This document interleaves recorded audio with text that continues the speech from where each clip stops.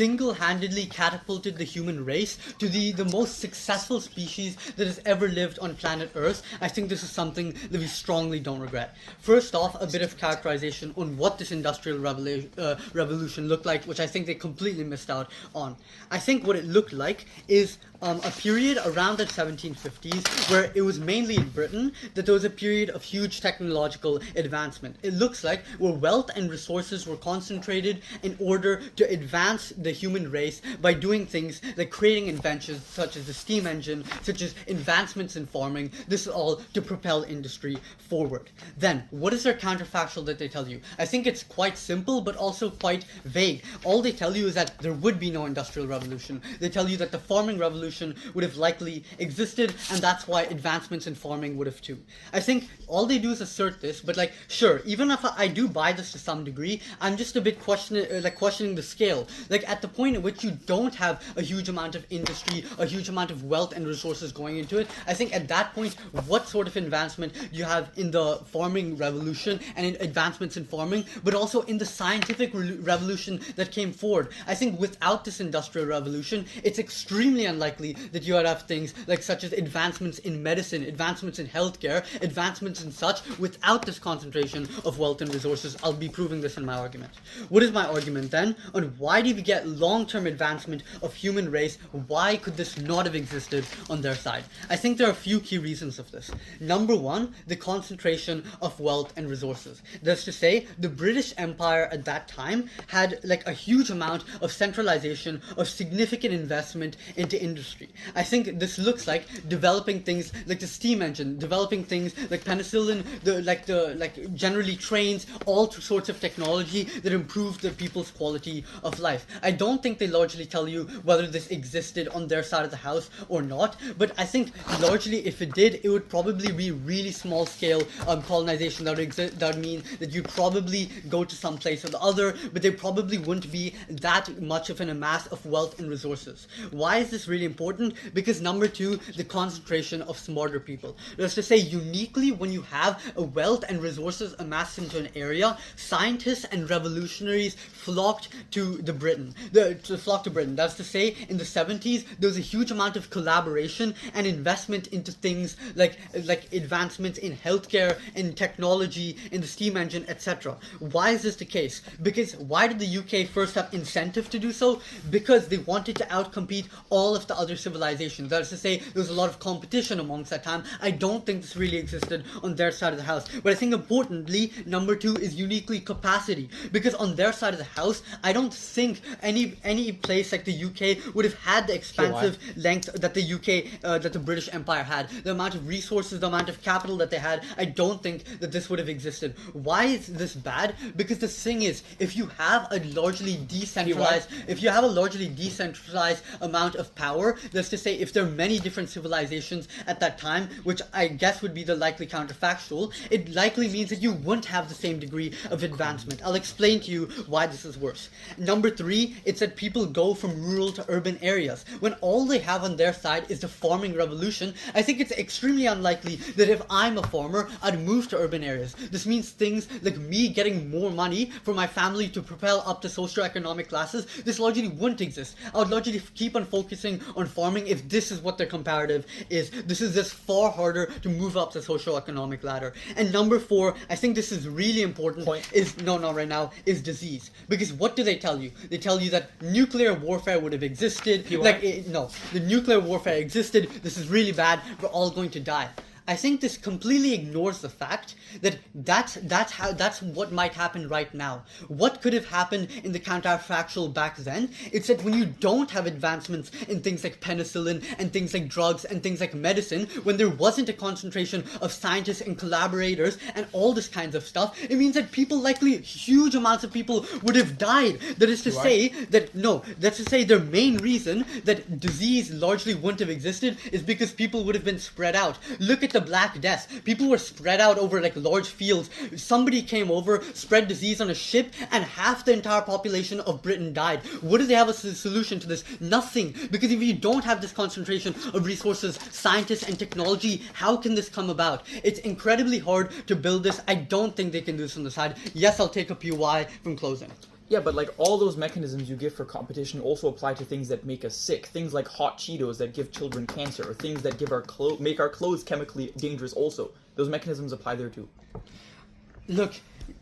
Look, the point here is that when you have the Industrial Revolution, right, I think everybody wants to advance as much as possible. That is to say, the British Empire probably wants to build something like a steam engine that propels their industry forward and probably helps the people, because that's what's going to make them the most money. And look, I know my second speaker is going to be touching more upon this, but I think I think what's really important to note is that when Britain builds these things and colonization still does exist, I think this even does benefit the colonies, because places like the UK transferred their technology and resources to these largely undeveloped places. That is to say, India was like the most wealthy civilization for 200 plus years. But before the Industrial Revolution, things like medicine, things like the steam engine, things like anything that improved the general quality of life of people did not exist, because you didn't have the centralization of smart people, resources, and technology. This simply did not exist. What else did they tell you? Well, I think they touched upon a thing on like how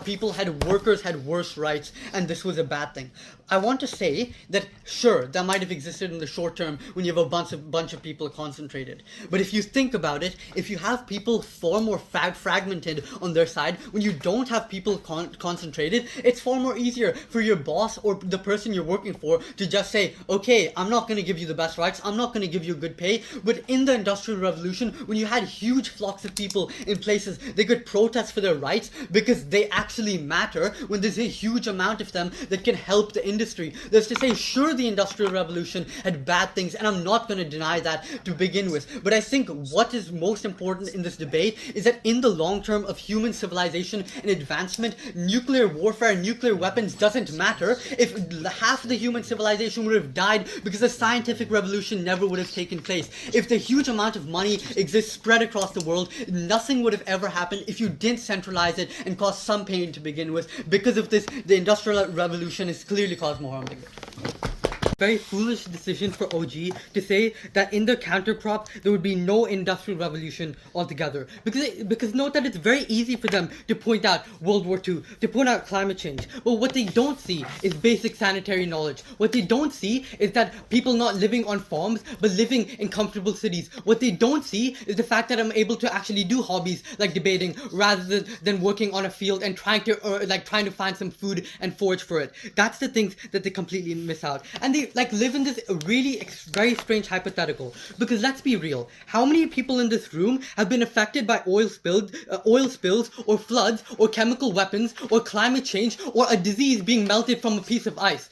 But how many of you have actually been affected by, I don't know, something like using an iPhone on an everyday basis, using the train that you probably, or bike that you probably use to get here, or literally any other thing that you can probably think of? I think this is much more tangible and realistic impact than the hypotheticals that they claim. Yeah, I'll take a POI. Carthage, Rome, like Kyoto, Shanghai. It wasn't like cities and centers of power didn't exist before. People could still share ideas, could still innovate, had still relatively good knowledge about sanitary conditions. They still showered there. I get your point. Yeah, but I'll be talking on why it's still significantly worse and why you cannot claim this advancement to nearly the same degree on your side. All right then. A couple things. First, let me go on to what opening government tell you. They have this whole idea on like diseases and climate change and geopolitical tensions, and like they say that, and look, I just think the fact is that in the hundreds of thousands of years that people will exist on their side of the world, there's probably going to be somebody who'll be able to build a boat in this time. There'll probably be somebody who'll be able to go to some other continent, and I think it's much worse when you literally don't know what germs are and you start spreading them than if you have some knowledge of how to deal with this kind of stuff. No, I won't be taking more POIs. But before I continue rebutting them, let me tell you why they cannot claim this nearly the same amount of advancement on their side. Because look, uniquely in the Industrial Revolution, we say that exploitation to some degree was required and it manifested best in our world. No.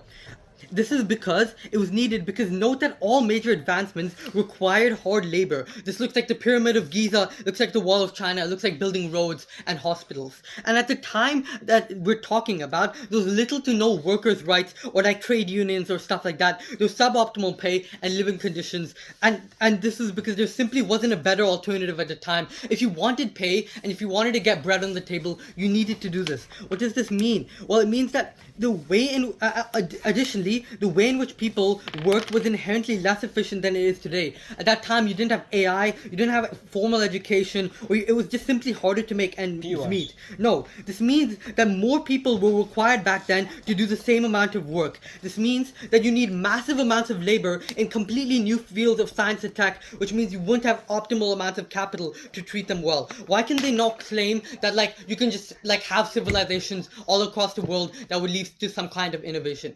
Because uniquely, they themselves conceded that they would have no sort of industrial revolution.